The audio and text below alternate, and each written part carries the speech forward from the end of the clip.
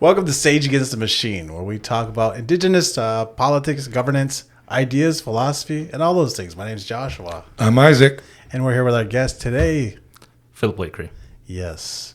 What do you do, Philip? I work at Clarkson University, coordinator of Indigenous Community Support and Outreach, also instructor of history under the Department of Humanities and Social Sciences.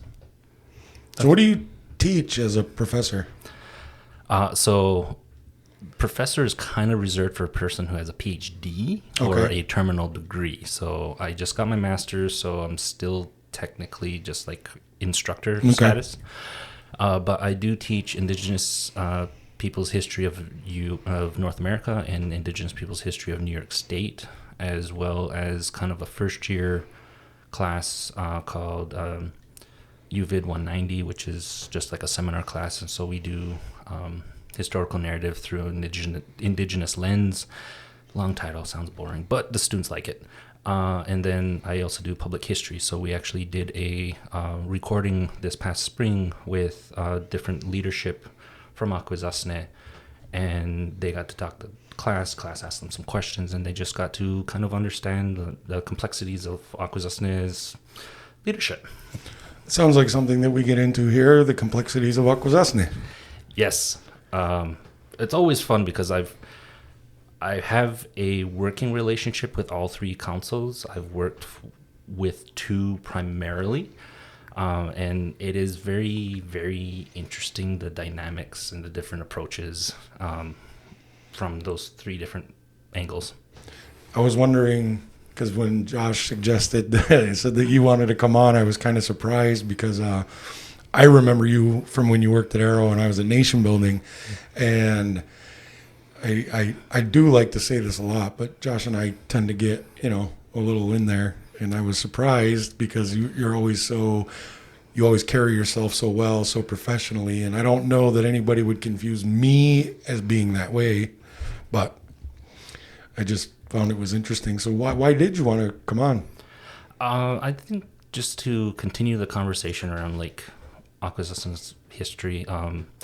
So generally it's been like a passion project of mine. Like high school learned about the wampum belts. When I was in school, started working with the Confederacy. And then after my undergrad, I was working for Council of Akwesasne for a long time, and 8 years within what was formerly known as the Aboriginal Rights and Research Office. It's now renamed as the Akwesasne Rights and Research Office. And going through the archives, doing different things, doing like the History Summit back in 2018, working with some educational initiatives in the community, and then also teaching off community. And kind of always this big question of like, we have these different organizations in the community who are trying to do the same thing. We have the people kind of pushing them to do the same thing, but they tend to not want to always work together. And it's always this weird dynamic where you're trying to explain to people on the outside is like, yes, you've talked to one person from the community. That doesn't represent everybody in the community. And so like my class this past semester, like we really got into it because of looking at differences between the nation, the tribe, and MCA. And the students, heard different questions. And it was kind of really interesting hearing the different leadership's perspectives of like, what they do and why they do it. And this was to a predominantly non-Indigenous class, not community members. So it's like this kind of taking off some of that armor and just kind of showing it. So I thought it was kind of interesting, especially like now we're in prime election season. Yeah. The stars aligned, the MCA, 13 members are up for election. The tribe is doing their elections for the two chief positions, and then also the tribal clerk, because people kind of don't really recall the history of why that exists. So I think it's interesting to have that conversation, like, okay, we're at this present, but let's start the conversation like what happened in the past. Yeah, that's always a good place to start, because I think most of us have fuzzy history. Oh yes, it's very fuzzy. So my years of working at Arrow, I was totally riding the shoulders of other great community historians that came before me. the Benedict family, Ernie Benedict and Sally Benedict, they did the grunt work. They put together the resources. We just never analyzed it. So we have tons and tons of notes. And that's where I kind of really wanted to kind of start getting that narrative out there and say, like, what did they find? What is that story? And so some things have kind of been put out there here and there. And what I found was, for our community's history, you only ever hear from the U.S. portion of it, or the Canadian version of it, or some kind of one piece of the jigsaw puzzle from the community's perspective. So I always like the analogy of our history, especially our political history, is a giant jigsaw puzzle. Every family, everybody kind of has like a piece or two. And if their piece doesn't match with someone else's, they're like, you're wrong, I'm right. It's all one way. That's the way it works. One way. We would never do that. And then you find somebody whose piece kind of is like yours, and you're like, hey, we just got to find a missing link. Yep. And so you get this kind of like, wait, are you wrong? Or are they right? And if you put it all on the table together, you're like, oh, we're all right. And we got a lot of missing pieces. Yeah. And I think that was like one of the learning experiences from the Akwesasne history summit that we did back in 2018 was like, let's do some kind of neutral position, get anybody who's a community historian presenting. Just talk about the piece that you know. And we got that, and we set up some parameters, and we said, we only want Akwesasne. If we're talking about Akwesasne history, only Akwesasne are going to be talking to us. And we got pushback. Oh, yeah. Really? We got some severe pushback, some individuals who were saying, I'm not going to go unless I can bring my friends. Really? We're like, you're more than welcome. You're a community member, but your friends will not be welcome to present. Did you ever push on that to see why? Why they felt that way? We didn't want to burn bridges. Sure. We just wanted to kind of say, like, hey, this is the parameters we set for everyone. This is what we would expect. We hope that would be one of many more. So, like, eventually maybe then, but at least like to start the conversation. And I think that's what we've always, we kind of lost in the community, is like to sit down without a screen. Coincidentally, we're on the nice wobbling versions of screens. Yeah. This is a learning environment and a shit talking environment. It is hot as shit. Yeah. And then kind of, just put it out there. It's like, there's the good, the bad, and the ugly. Like, and with the latest events, it's really coming to a head because people are now asking, like, I want to validate my views and I want to disprove others. And I'm like, can we just like just sit around the bonfire this summer and just shoot the shit? And then we can start having more stronger conversations as to what we would like to see. Well, it does feel like often we're presented with options when it's down to the wire. Oh, yeah. Almost like they're using pressure to help their negotiations or something. And I as a mindfulness teacher, I know that trying to make a wise decision under pressure tends not to work. Yep, for sure. I think that my guess is that you've listened to us, before, and I'm guessing you probably, have heard us speak about the land claims, and I think that is exactly, that is a tactic that happens, is to, because as you said, the community at large, there's pieces that people hold, little slivers here and there. But then you kind of step back from it and you look, and it's this tactic in order to kind of isolate the people from feeling that they have any agency in it. And then the council's taking advantage of that. And then it gets to, and a part of that is to skew the history in such a way that people feel as though they don't really know. And then they get uncomfortable and unsure of themselves. So then they're not going to say anything. And I think that it sounds like what you're trying to do is to stop that and just make it so, look, here's the historical background. And here it is, it's just, here's the facts. And, then you can help people analyze. But I think the goal, it sounds like, is to just get them that baseline information. Yeah, and I think that's kind of like the basis of all kinds of educators, is like, we want the students to have all the tools before they make a decision. And unfortunately, there's so many times that we haven't always had the tools. And I'll tell you, after, several years ago, when somebody in the community asked me, like, hey, some of our history, can you kind of just do a presentation? And I had to think about it. I was like, how can I compress about 500 years of information down to about 20 minutes? And I'm like, how do I do that justice? Like, I have to look at all of these, and I was just a little person on the shoulders of huge historians before me that did all the work. And I'm just able to say, hey, A, B, and C. Okay, let's talk about these. And just being able to present it. And when I presented it, the person said, wow, I could feel what you were describing. It did not infuriate me. I'm like, okay. and then they said, that was probably the most well-rounded explanation of certain things that they've heard. And I always take it as okay, that's probably one of the best compliments, as well as a low bar. Yeah, I've done some community education things, and it was trial by fire. It was community members coming in there, they want to fight, and I'm just like, I'm gonna listen. I'm gonna let you say your piece, and then I'm gonna put in all the facts that I know with everybody present, and we collectively decide what the narrative should be.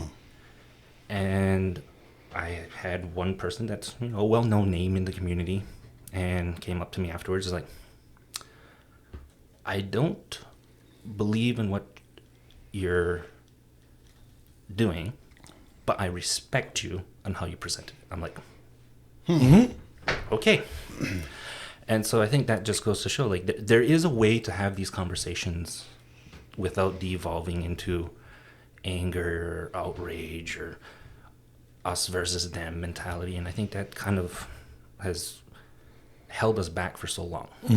And I feel like, okay, we have kind of this stars aligning in community where we have a lot of people that have knowledge. We have a lot of people that can be critical thinkers. Let's use this and really advance the conversation rather than saying, well, that's not how I heard it, so I don't trust you. And I'm like, okay, but I would like to have further conversations. Let's flesh this out. But you're still reaching out and trying to do, you're doing your best to get them to just, let me in a little bit. Yeah, and I'm just trying to find all these different ways, because I do this a lot with my students at Clarkson, is I'm laying out, this is how you do critical thinking. This is how you take the information that's presented, try to verify the best you can, triangulate it. Is there other sources? And I tell them, don't just take my word for it. Here's multiple sources. Some of them I agree with, some of them I don't. It's up to you how you want to distill that information down. Provide me a final document, preferably not one written by ChatGPT.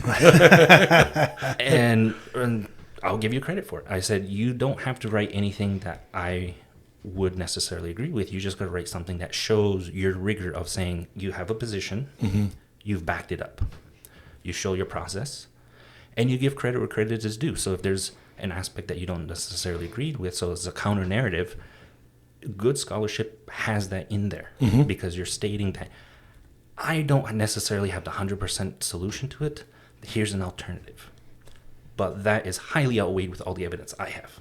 And so right there, you're preempting the conversation and saying, hey, I can understand where this is coming from. I don't think it's as high a value point or a strong a decision maker as it could be perceived as. Here's all my evidence.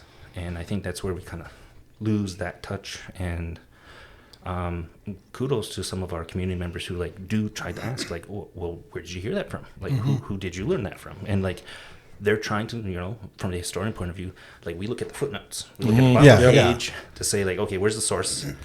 And I absolutely love the one meme that goes around that says, revealed to me in a dream. And I tell the students this, I was like, as long as it's cited, it's valid.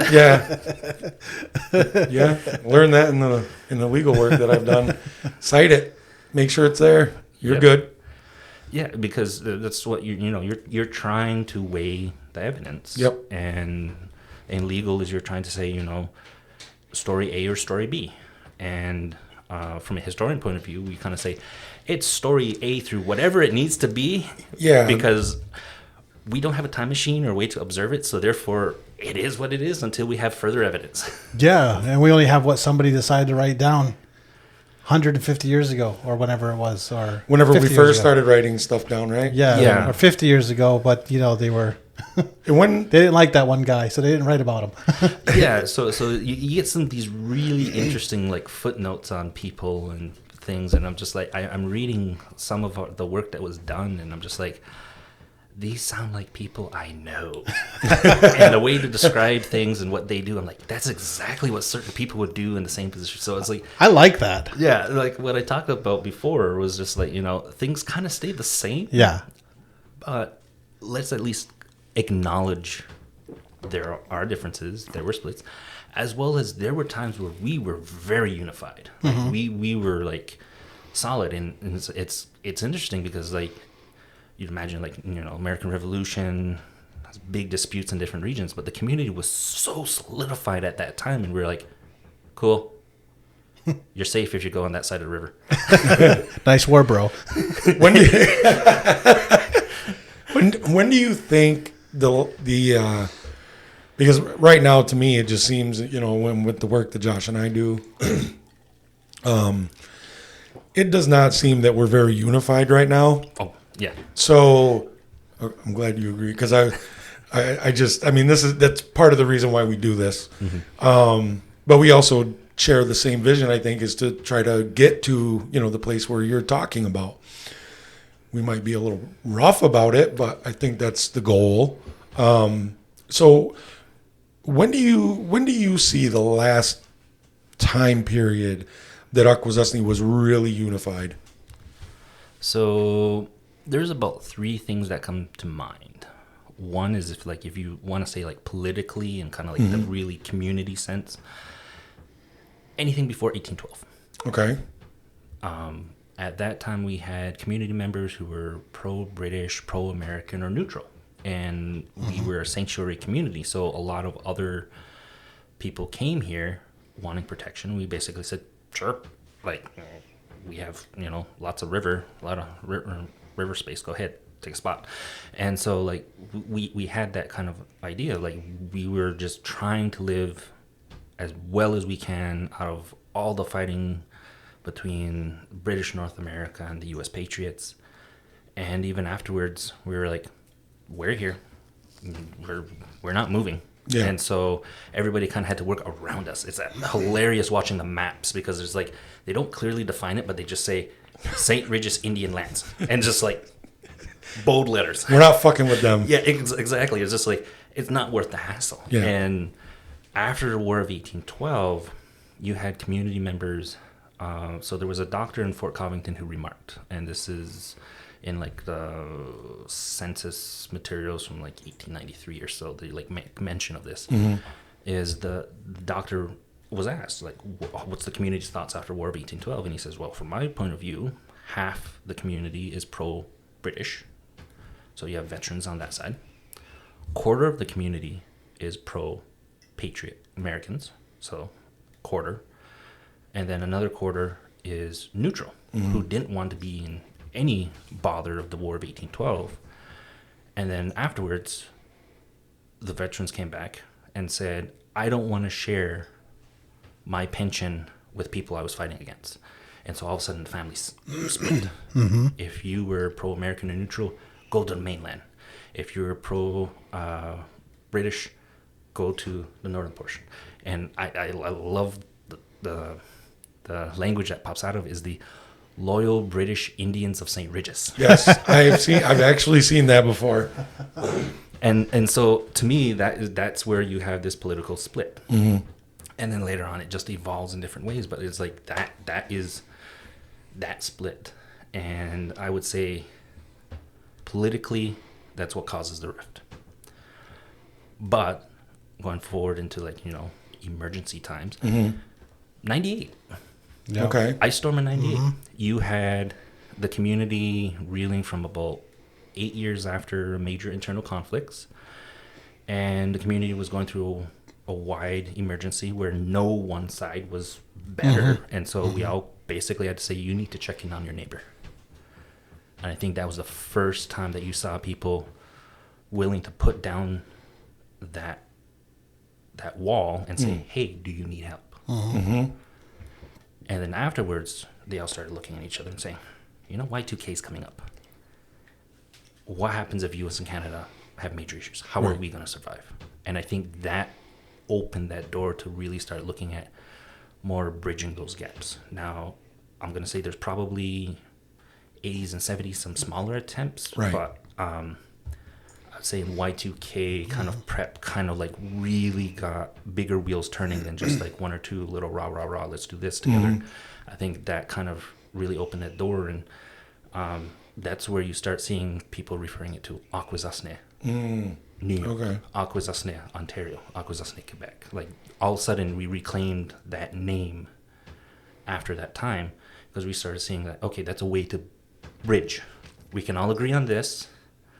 We can start moving things forward. So, you know, we're only about one generation into that mindset. So obviously, how big was the divisions before that? When it comes to the border specifically,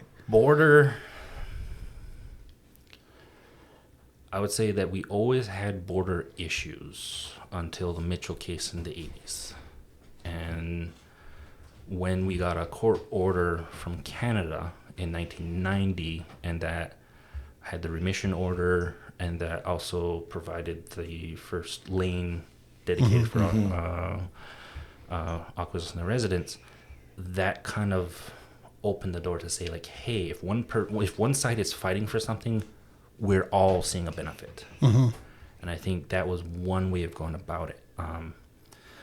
I think, you know, the community is always on board as long as they see what the benefit will be. Is it status quo, or is it going to change? Is it going to change for the better? And they're all for it. But if they don't see it, it's a struggle. It's going to be really hard to get any energy behind it. And I think that's where our history like consistently shows this. It's like, you know, all the way to the peacemaker, the Mohawks are always asking, what's in it for me? And that's a very valid question. Well, and you're a student of history, so in indigenous cultures, you know, overall, do you find that Akwesasne, that we're unique in that way, or do we tend to be more, historically speaking, I'm saying from your analysis, do you find us to be more what's in it for me, rather, you know, contrasted against other nations? I think there's generally a connection of saying, okay, what's in it for us? But not just from a community perspective, but like there's that, you know, all the way from the peacemakers idea, the Confederacy, and the Haudenosaunee at large. Whether or not it really came out that way, we did tend to think about the other communities.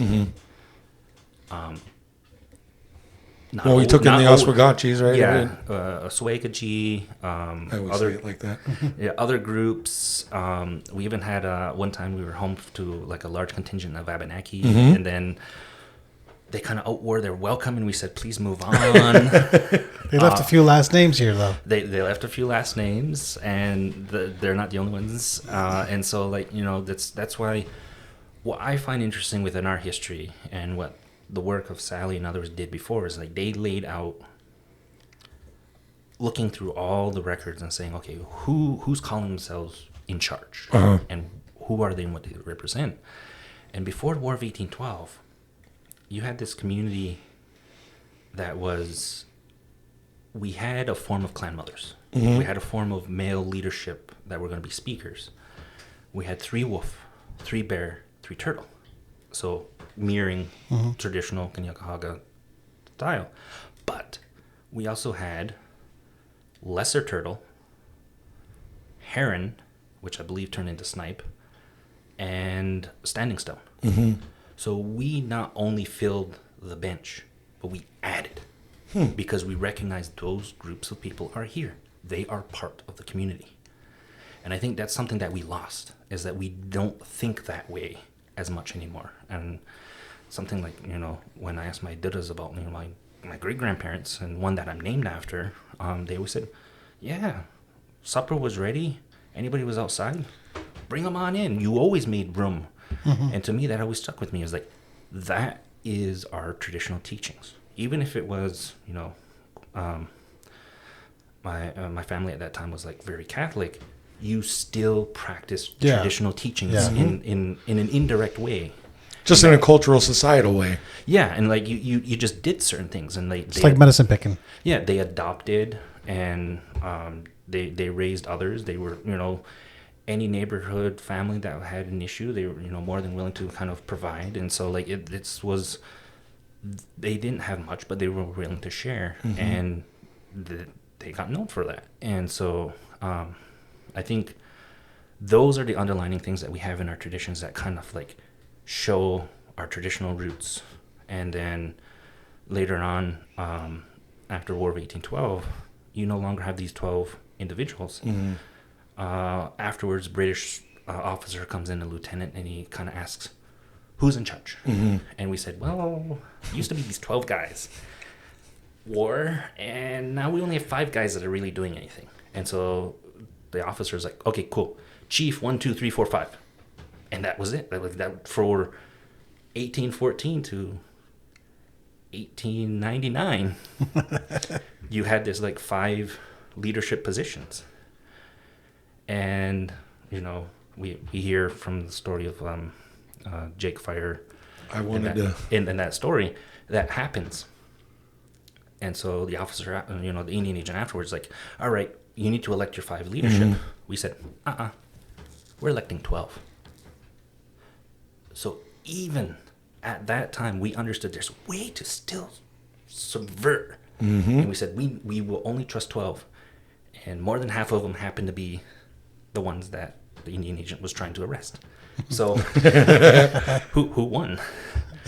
And so I think that's where we need to really, if we understood that history, we would understand why certain things were done the way they did, because it sounds like a black and white story. And it's like, oh, no, it's not black and white.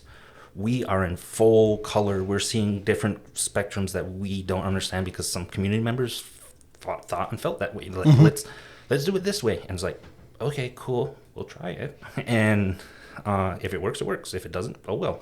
And so I think that's where, like, we've always had this spirit of, we're going to keep trying things until we see what works. And we can fight about it later. And unfortunately for some, it's now is later. Yeah. So now we're having these internal debates as to, like, how do we reconcile certain things? And I feel like we miss such a rich part of our history when we could learn from, okay, what were the situations that our great dudas went through? Why did they pick the choice they did? Why did they pick multiple choices? Because it's usually not just one.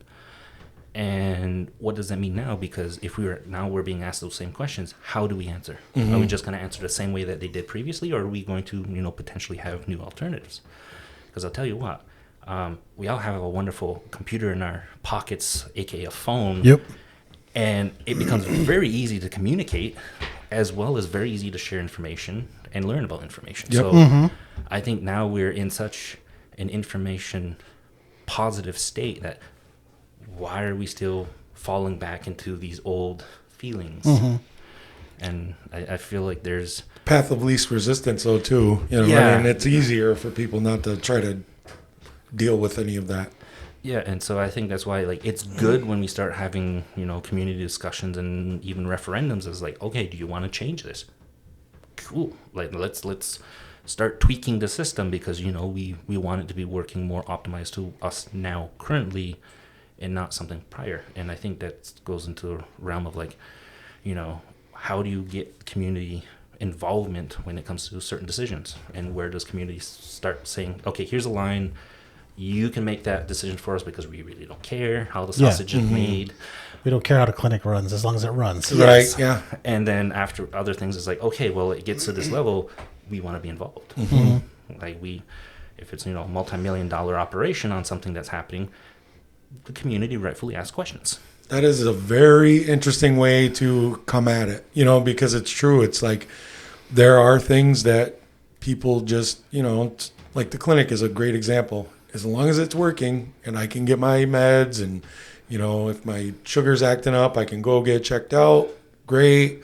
But when it gets to, land claims or something, else, and it could be, we've had topics come up that are, I don't know, I guess you wouldn't necessarily think would be something of such interest to everybody, but they do. It's an interesting way to put that. It's something for people should think about as well. Yeah, and so, like I said, I just... like how you get there. Yeah, I completed my public administration, so, I was... One of my professors there, she teaches, a very basic, government understanding course, and she's like, I teach Masters of Business Administration, and I teach Masters of Public Administration, and she says it's night and day as to what their value systems are. Mm-hmm. She's like, it's teaching the same material, but they interpret it wildly different.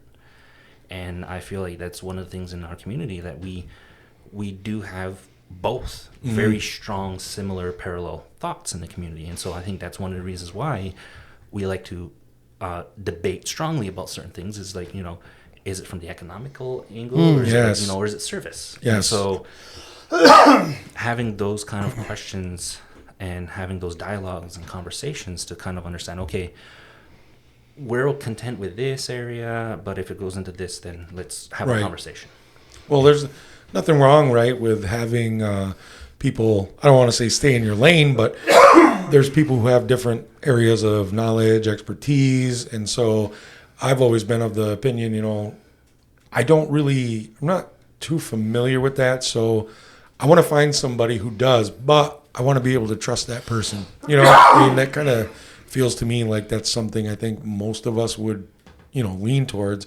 It's just that idea of, you talk about teaching Masters of Business and Master of Public Administration. You have one group who is, I want to make as much money as possible, and then you have one that's, well, I want to take that money and do it for something good, and it's human nature, right? It's just. Although you have to keep in mind, something good is also often what my idea of something good is. He's going to go libertarian right now. Just pop that door. Oh. Before everybody melts. Yeah, you just open it all the way up. All right. It's all good. Yeah, it was getting a little warm. Yeah.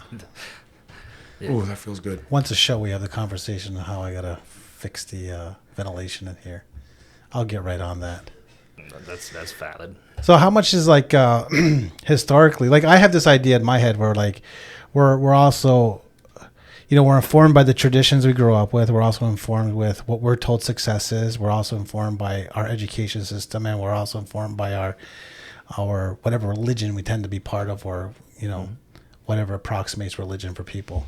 And value systems. Yeah, and that's all stewing in everyone's head. So we're setting bars, and collectively, often I think subconsciously, especially the generations before we were thinking of colonization in a meta way, they weren't teasing apart those strands all that much, and so that's going into a lot of decision making. And how does that? Do you think that plays out through history? That whole people set the bar at, the bar used to be what the non-natives do. I still think that holds a big weight in a lot of people's heads. This is how they do it on the outside, so we're going to do it here more that way. And even if it doesn't function there, we're not actually saying, we're not setting the metrics of what success means. Mm-hmm. And same with any other part of the value system out there. That's the bar in their head, whether it's religious or it's education. Today it's university. Everyone has to go to university, even if you have no business being in a university. You're pushed to go to university. So, going through history, what do you think of that sort of ideas? Is this some kind of crazy thing I'm just making up for? No, I think a lot of it is always geared towards the value system. Mm-hmm. What's the environment a person has learned to value? What is the environment that they're deciding to exercise that value? Because for some it's okay, well, you generally learn by kindergarten, play nice. For some people, it stopped there. For others, it got better. And so I think that kind of like, there's what you were taught, and then there's how you exercise it. And I think in the community is we're taught a vast spectrum of values. And if you want to look at it and start saying, okay, yes, I pick, my combo platter is a little bit of that, a little bit of this, and a little bit of that, and that's my value system. I don't know if it's just the way I grew up or the position or even the privilege of my situation is like I was able to be the skeptical one. And then learning that, the original turtle warlord was very skeptical himself. I'm like, yes, my role model. And be like, okay, so you think you're hot shit? Prove it. Yeah. Not once, not twice, 3 times. Yeah. And so I think that just, kind of allowed me to be able to say, okay, I see that value system. I understand that value system. Here's my critical response about that value system. And sometimes it worked, and sometimes I found an alternative. And I was lucky enough to be able to have that. And I know that a lot of people in the community don't necessarily have that access. And so I think that's like going out and reaching all different mediums like this one and trying to have some form of conversation. Can we have a conversation? Yes. And maybe it leads to a dialogue where we actually have, different points of view. We can both express it. We can both articulate the other person's point of view, even if we don't partake of it. And I think that's where dialogue comes into effect. Conversation is, well, I tell you something, you tell me something. I can't articulate it. You won't be able to articulate it. We both learn something. Right. At the base level. Or you just get into an argument match and say, well, they're wrong and I was right. And leave happy. And Getting our I feelings. won, they lost. Yeah, exactly. And becomes the War of 1812 where both the U.S. and Canada both claim victory, weirdly. Yeah. And it's like, okay, you say that, but, nothing changed for them. A lot of things happened for us. Yeah. And I think that's where we kind of lose out is like when you have those arguments and those positions of this is my line, I'm not crossing it, I'm not accepting anybody that comes over it. For a third party that's watching, Right. how are they going to feel? Yep. And I've seen this in some of our youth when they're like, why should I be angry? I'm seeing I should be angry, but why? And I feel for that because I'm like, there hasn't been that access to a conversation, hasn't been access to a dialogue, there hasn't been access to multiple resources and being able to evaluate, okay, why do I feel this way? How do I feel this way? What do I learn from feeling this way?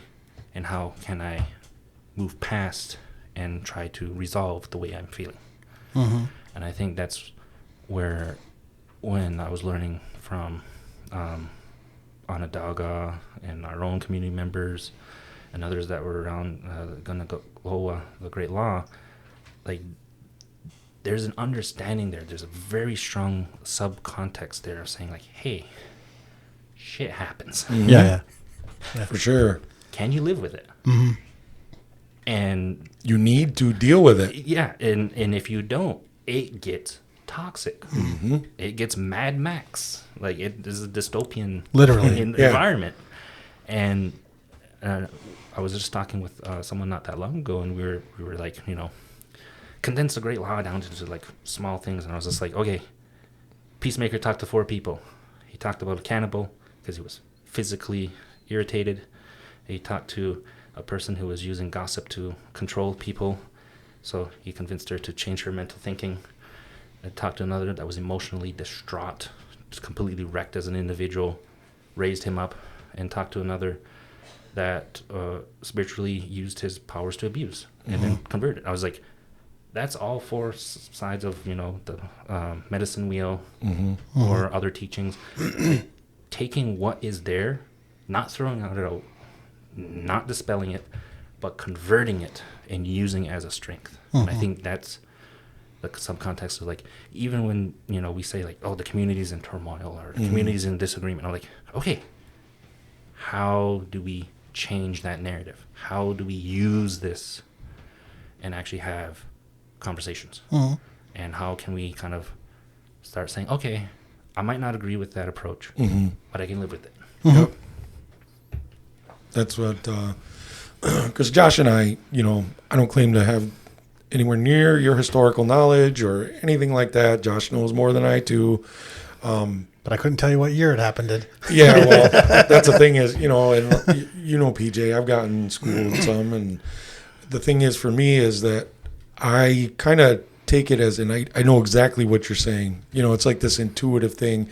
When you speak about it that way, if you live in Akwesasne, you just know. You get it. You don't have to. It's just this kind of thing you just understand. So, but when it comes to that kind of stuff, it's like condense go down into, as little as you can just to make it easy for people to understand. And, that's the longhouse where I go, and I've been, I get taught by people who have a great base of knowledge and actually extensive knowledge.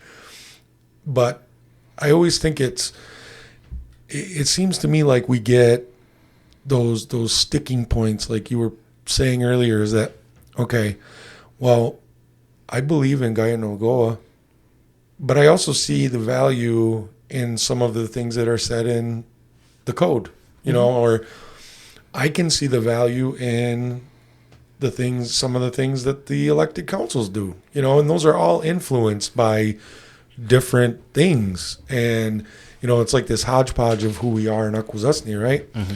I think I just wonder what you think of, that idea of, and I kind of believe that the younger that we go, the more, the more malleable the mind is, the more open that they are for instruction and information, to allow them, though, the space to be able to think about all that, and not just you go to the Nation Longhouse, you go to Haudenosaunee, and that's it. Like I just don't see any problem with acknowledging all of this complicated history we have and being, not vilified for accepting that there are good things in all of it, Mm-hmm. I mean, and that's where, so just to be able to get that moving, how do we even do that when there's some people who are so obstinate, just will not stop? And I think, so I see that, and I've experienced it in different levels. And if you ever want to have a very interesting conversation, you just bring up, okay, what's the feelings around LGBTQ+. Mm-hmm. And again, you have this wide spectrum of thoughts and feelings about it. And I've talked to numerous people in different areas, and they all have wildly different approaches. Mm-hmm. But the one that was kind of universal through it was just same thing with the Great Laws. They want to live peacefully under the branches, then sure. And I think that's something that gets lost. Is okay, what's one of those core principles that no matter, that are kind of more universal or archetypal, mm-hmm. The golden rule, what have you, in any other religions. It's okay, what are you doing to make the world or this present more tolerable, mm-hmm. more content, or peaceful, skana? And I show my students in my lectures, I have this thing called balance, and you see just stacking of rocks and just a little cairn, and then the next photo is actually a long rock, like a seesaw, and one larger rock and one smaller rock, and it's to you visually you're it's unbalanced, mm-hmm. but it is balanced.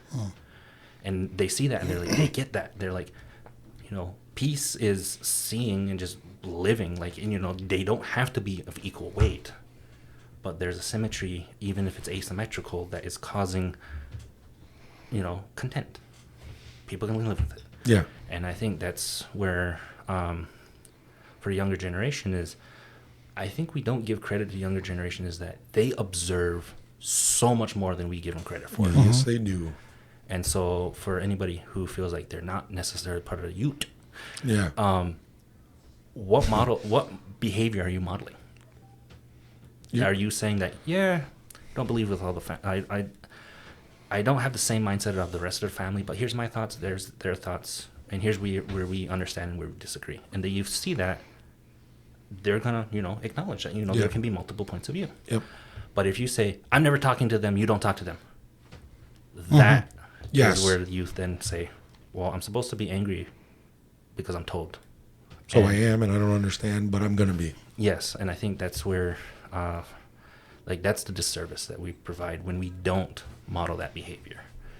And say if it's this generation that is saying, okay, I understand their position, I don't agree with it, but I can articulate it. Mm-hmm. Maybe the next generation says, I see that position, here's my position, here's how we can coexist. Third generation, why is there a difference anymore? Mm-hmm.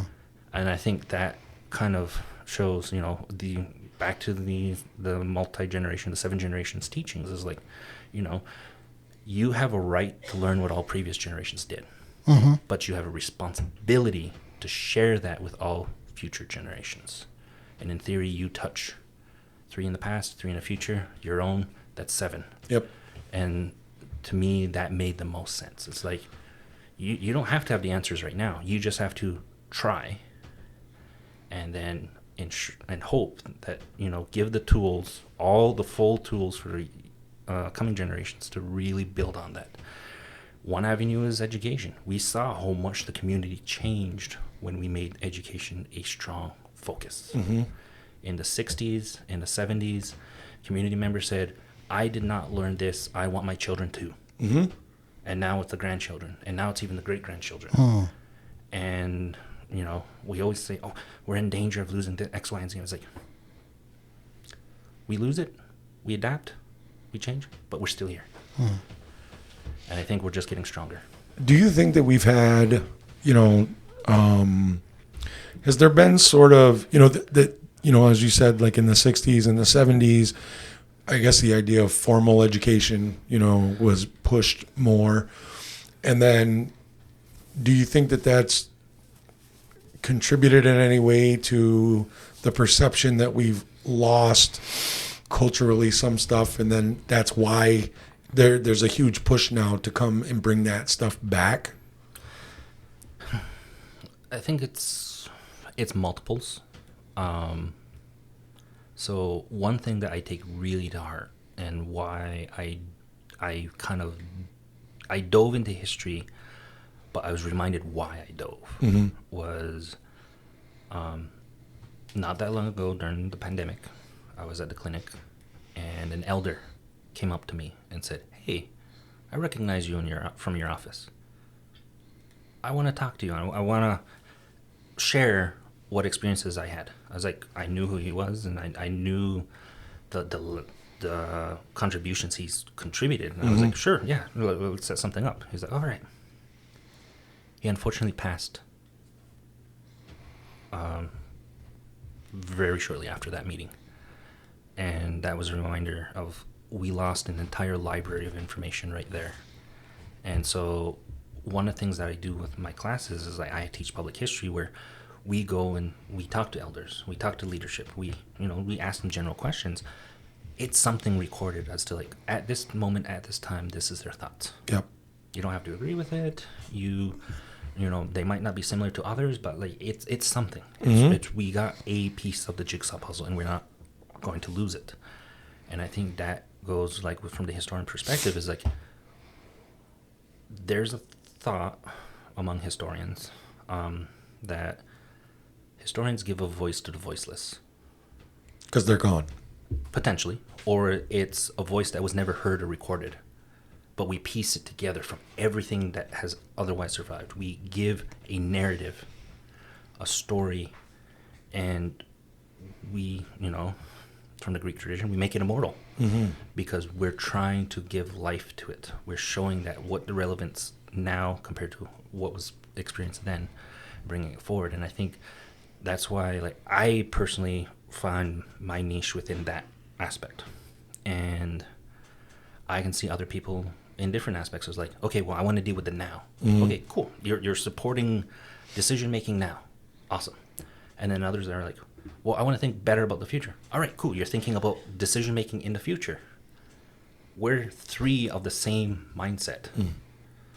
And I think that's where, it's not just going to be, it can't just fall on one. It has to be a team effort. And I've been in so many initiatives where I said, we all need to be a part of this to make it truly succeed.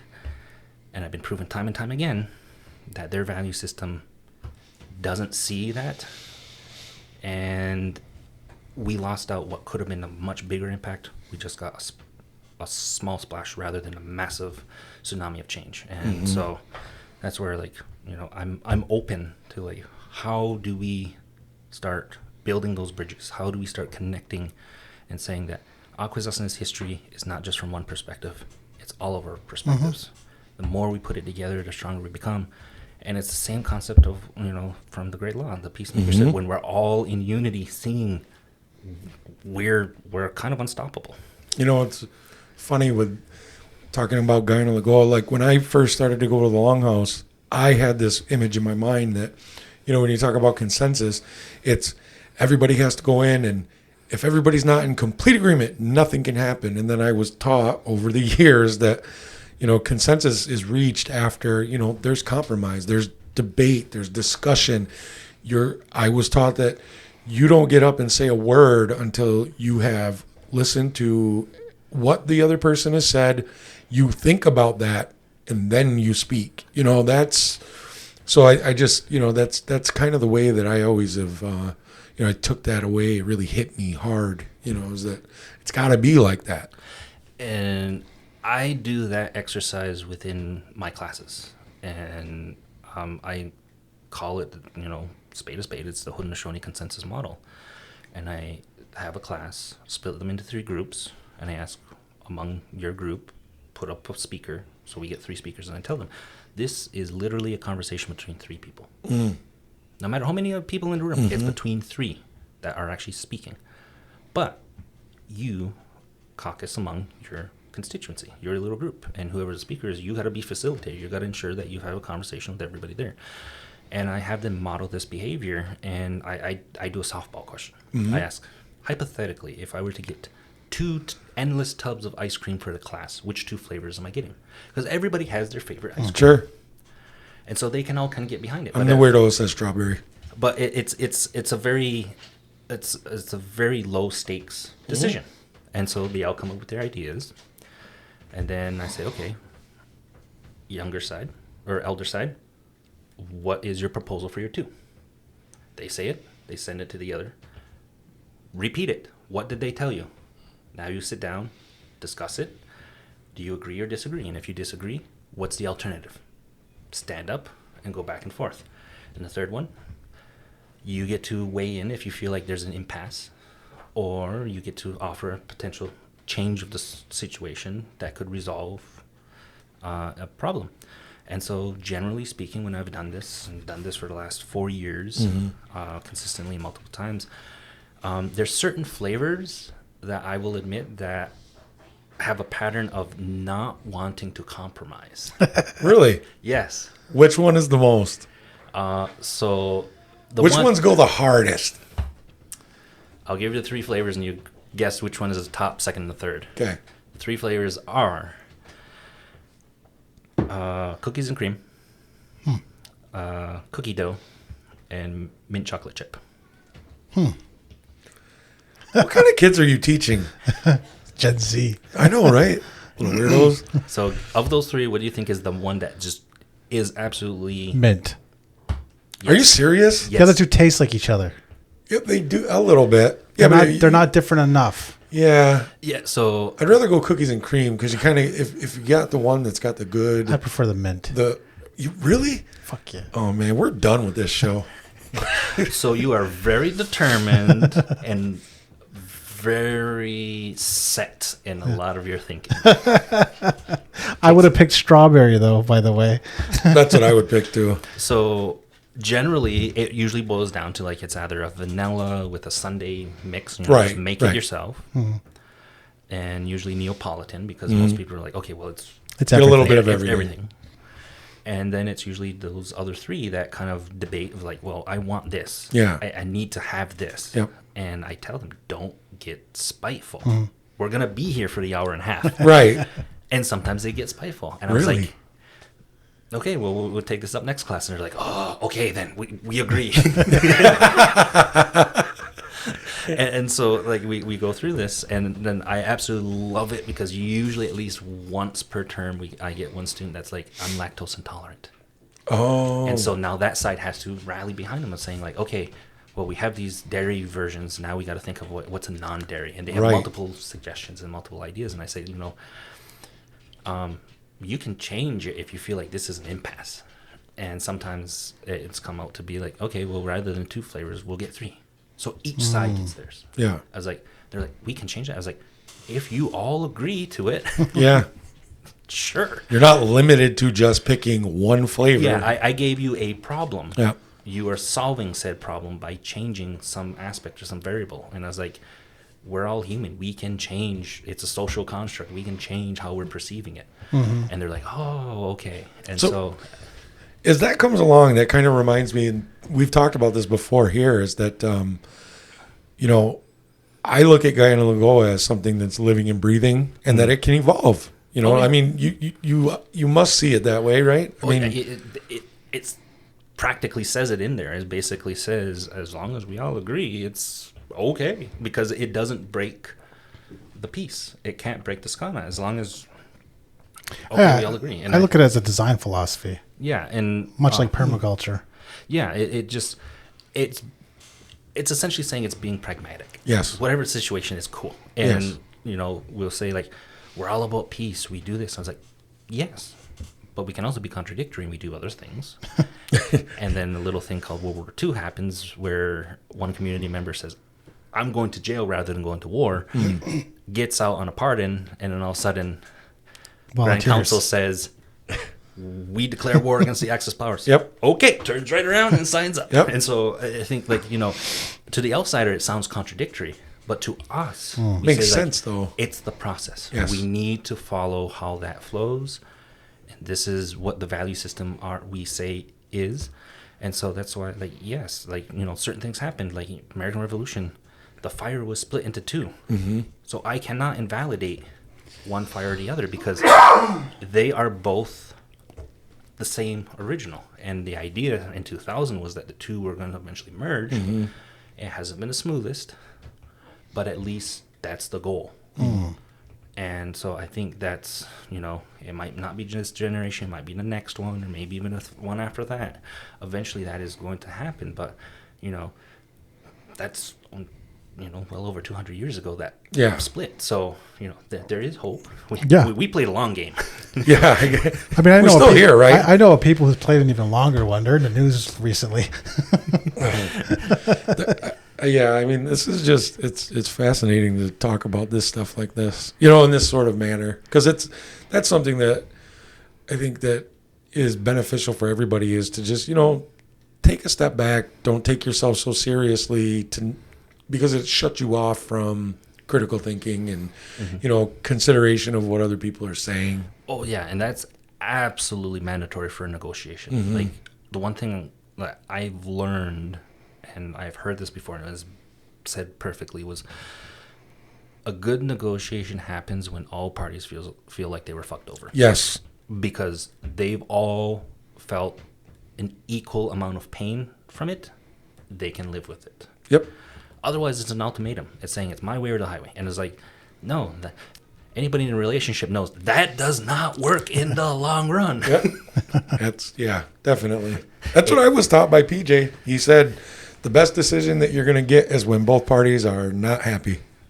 And, a lot of times it comes down to a compromise, yes, it's coming from a judge who's telling you it's going to be this way, and that's why I think Guyana Lagoa is, again, I'm not saying that it's the only way to do things, or that there's not, certain adjustments or amendments that we can make to how we do it. It's just that I like the idea of consensus decision making. I like the idea of compromise and discussion, and that's something that we all are looking for, I think.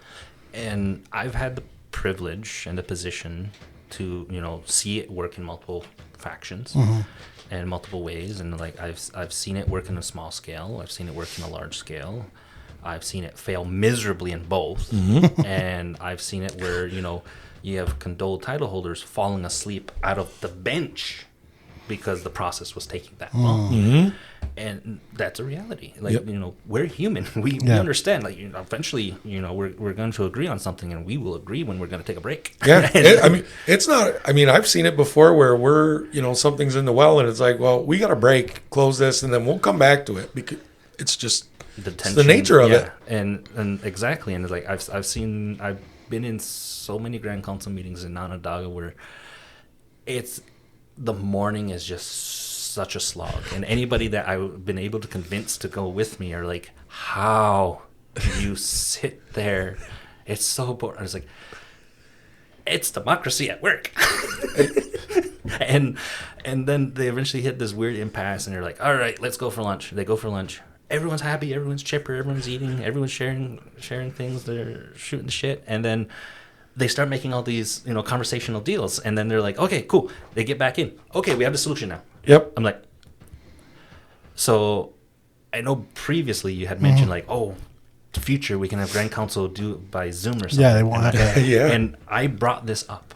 I brought that up because because my thesis back in 2012 was, what's the next iteration of Longhouse? What would it look like? How would you really say it? Because from my, you know, non-Indigenous professor advisor's point of view, is like the Longhouse, they say like, oh, that's a Norwegian log cabin. Yeah.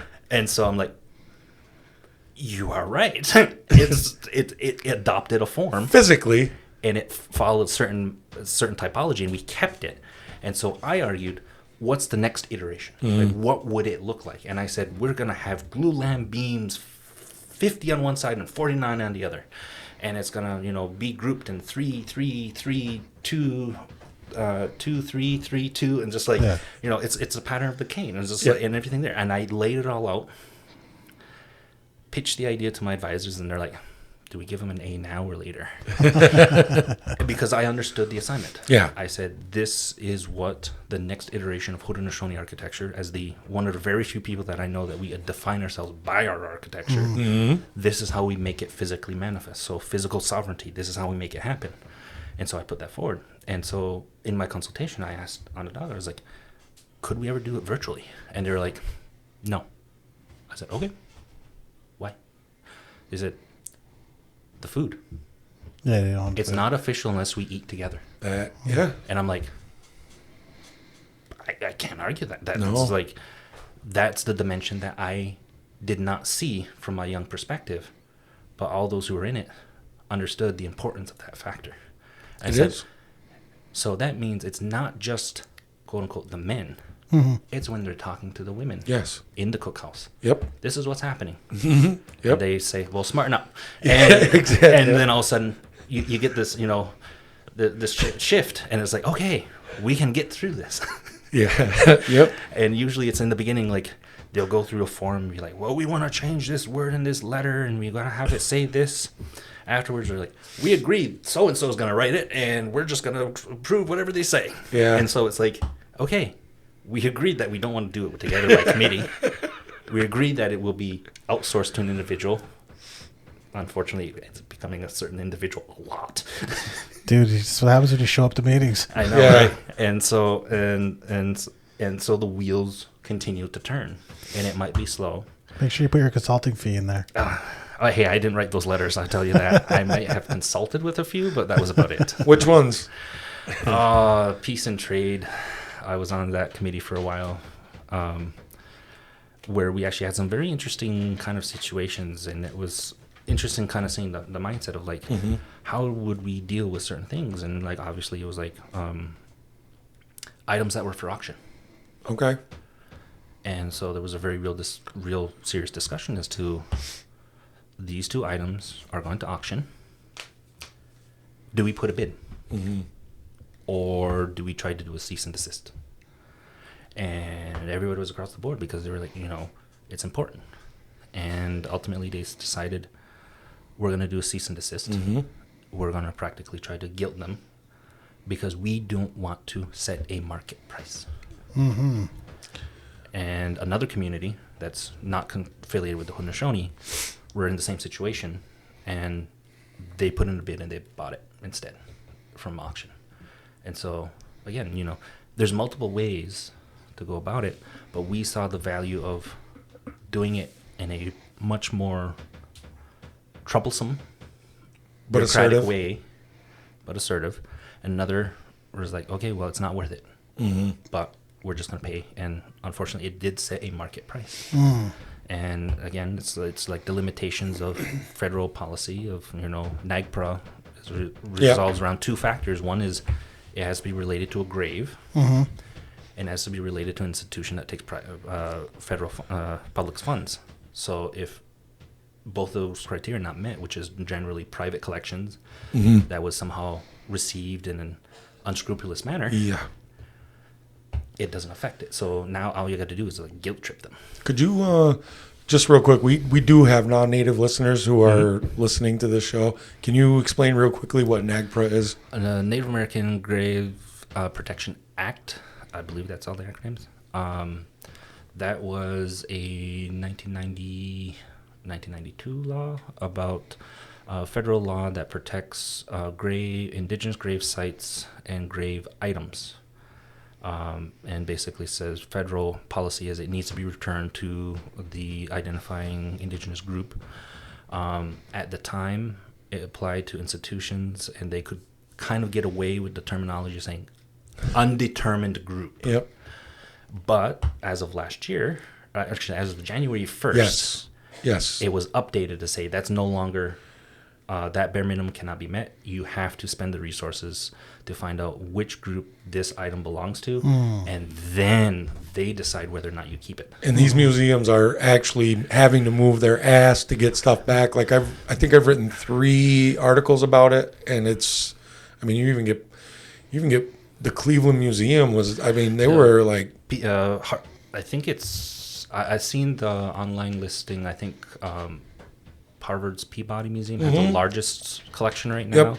They have at least, I think, 10 items that's associated with the community. yeah. So they're listed under the tribe, and so that's going to be part of the conversation. Yeah. But there's a lot of other items in a lot of collections that are going to be determined in years. And who gets to make these determinations? I mean, is it a bunch of white people who? They have to be in consultation with certain individuals, and they have to have certain criteria. So there's a professional liability that involves with it. Right. So like it does have to be done, and museums have to. But some museums who have it on display so permanently or prominently, they're like, okay, we got to close this wing because we're going to put the paper up, and no one's going to see inside this until we determine everything inside. And it's like, well, that's the quick and dirty answer. Denver Museum's in the news right now. Yeah, They're on social media. They Really? said we're not in the habit of giving away our entire collection. Mm-hmm. Tlingit and Haida people came down for some stuff, and they're not giving it up. Really? Yeah. And even I've helped locally. There's been in my previous role, and even in my current role, like I was asked by institutions, it's like, we have these items. How do we go about it? I said, okay, well, here's who you contact, because this is who it looks like it's going to be connected to. And they're like, okay, thank you. And so like, I'm just, there's just one person in that big chain to make something happen. And it's like, I do my best in my role. And I think that's kind of that show of like, regardless of me or my position or anyone else, it's like, if you are aware, you can have a conversation about it. You're not screaming at their face, give it back. It's like, no. Oftentimes I would say 80-90% of the time you're going to get an institution is like, we do need to do right. Sure. You're going to get that small little leftover, Right. that certain demographic that's like, no, we need it for science. Eventually we went out. Yeah. It's always funny when they find out, they kick and scream, and then all of a sudden the data comes in 16 years later, says, oh, I guess you were right. Yep. Here you go. And you knew all along you were right, but yet you played a long game. yeah. Yep. Well, the long game is how I feel about land claims, no matter how it shakes up. Like, if there's 1 million of us, documents don't matter. We're just gonna win. Yeah. Just have lots of babies. That's Do it the Amish he way. really does. That's what he pushes all the time. Yeah. Actually, it's a good idea. I was there many years ago when I first heard that from you. So like, yes. Yeah. One of the many summer students at the traveling college. I was not there. I was adjacent. Yeah. But yes. Yeah. And so like it was, it's interesting because it's like you need to have some kind of foundation. You need to have some kind of learning. You need to have that experience to say, like, okay, I now am aware. I have some confidence. I can have a conversation about this.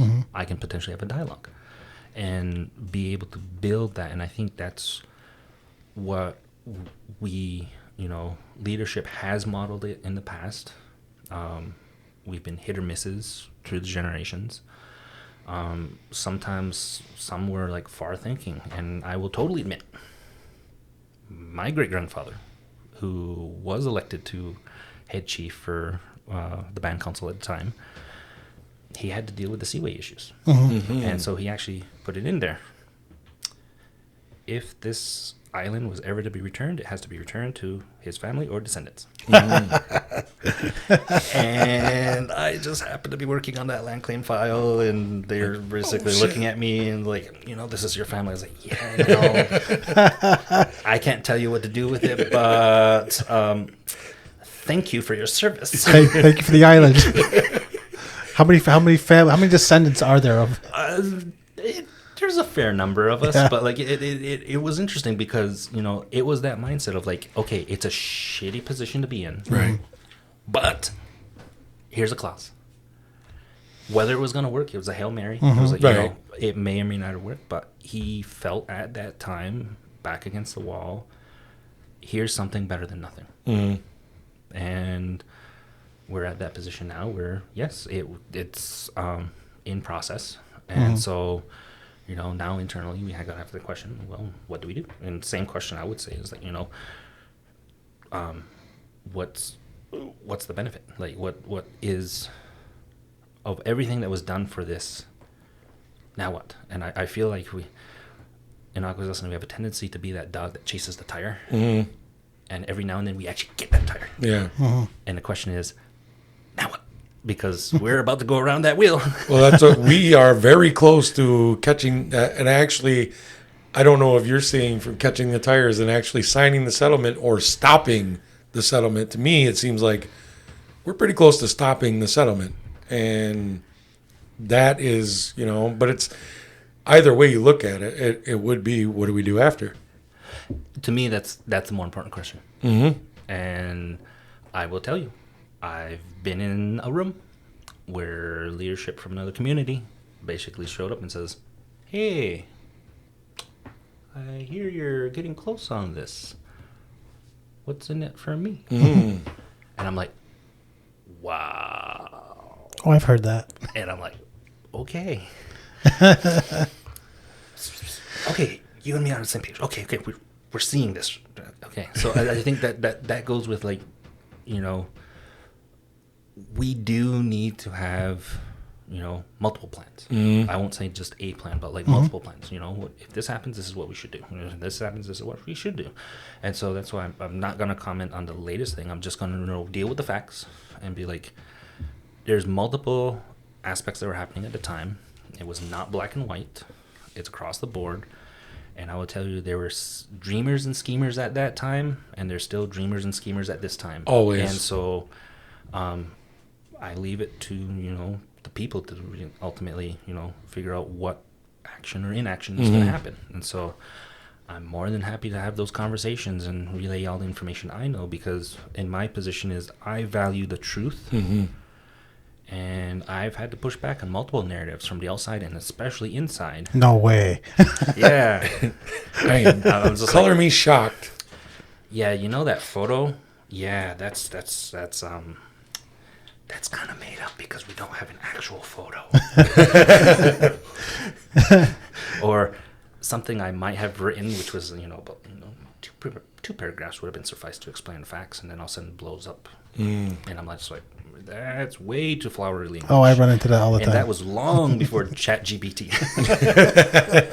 And so I think that's where, I deal with the facts. And I deal with, ultimately there's going to be consequences. And whether or not we're prepared for it and whether or not we're willing to, be mature about whatever those consequences are. That's where I think, like, we just, from my perspective is like, let's talk about what happened yesterday or beyond. Let's talk with others to talk about what's happening today. Let's talk with a third group about what's going to happen tomorrow. And only then can we actually start saying, like, okay, we're fully aware of what our decisions and what those consequences are. Dialogue. Agreed. Yeah, sounds good to me. Me too. Plus, I like the story, warts and all. I don't like the sanitized version. No, I love the dirty parts of history, like drunk history, Yeah. and like all that. Oh, aspect God, of, like, that's all awesome. those things. Just like I love that because that's how you know it's real. Yeah. It's like there's different aspects. Like If it wasn't real, they would wash it out. XKCD even had like a comment about history. Is like one person cites all these items that were found on the Mayflower. This other historian says there's no reference to it, but there's no point of proving or disproving because no one cares what those items are. And so I'm like, I agree. There's some parts of history that like, there's no need to really know why. Right. It's Schrodinger's cat, whether or not it's still there. But there's other parts that are, we ultimately are going to figure out whether or not something is or isn't there. Yeah. Yeah. And are we prepared for that? And, we have a few, as my past colleague, and unfortunately he passed, and he referenced this all the time, is like, there's a few golden Holy Grail documents that we have historically that could potentially be out there. Mm-hmm. If we found it, it'd be groundbreaking, but at the same time, it would shatter so many other understandings. And oftentimes it was like, maybe it's best that we don't. Mm-hmm. If we don't have that finality, then, we still have the chance to shape it to what we want it to be as opposed to validating. It was like, okay, cool. But I'm still a historian. I still want to know. Yeah. Yep. So we might have a footnote. Something exists. Okay. Where is it? We don't know. And But we know what's out there. And like, even, I don't want to go into a whole nother thing per se, but like, same thing around wampum belts. Mm-hmm. We had wampum belt keepers in the community. Mm-hmm. They passed. Their house was knocked down, and we found the pieces. Jeez. So it becomes like, what was that? Yeah. What was it? Or is it even valid? Because, we have a history of having multiple wampum belts. Right. And when they were no longer valid, we would just take it apart and start stringing it into a new one. So, we recycled. We had this understanding, like, things are not necessarily permanent. We like them to be as long as the people see the value in it. But if it's not there, then it's okay if it fades away. And I say sometimes that happens with certain other items, because ultimately if it's kept under glass and it's not used the way it was originally intended, right, and it's just left in a decaying state, it's just dying a very slow death. Yeah. Yep. Agreed. All right. You sent some documents. Do you want to cover those, or those are just interesting to look at? Just interesting to look at. They were very. They are interesting to look at. Yeah, so we could probably have another conversation around that Yeah, another time. definitely. But, Yeah, I think definitely. This just opens up the idea of like, what is, how do we start a conversation around our history? Yeah, that's exactly what, that's what we want to do. That's exactly what we want to do. All right, man. Well, if you want to join in a conversation, you can comment on this video. It's got a whole comment section that we do not censor. I don't even really look at it. Oh, God. You can tell Isaac. How many fat jokes are on there about me? There's none. Oh, man. You can tell Isaac what you think about his... he's just repping the 49ers. Is that your team or what? Yeah, boy. I don't know anything about football. I don't even really care. I just know the historical meaning around the 49ers. It's bad. And I think we should have a conversation off. Thank you for your genocide team. I do. I know the historical behind that. Okay. But You shopping for a beach house in Gaza too? I'm not. Oh, holy shit. You want to get into it? You want to go? You want to go? All right. We're Sage Against the Machine. I'm Joshua. I'm Isaac. And I'm Philip. All right. Thanks for joining us. Make sure you like, subscribe, and all that stuff. Onkwehonwe.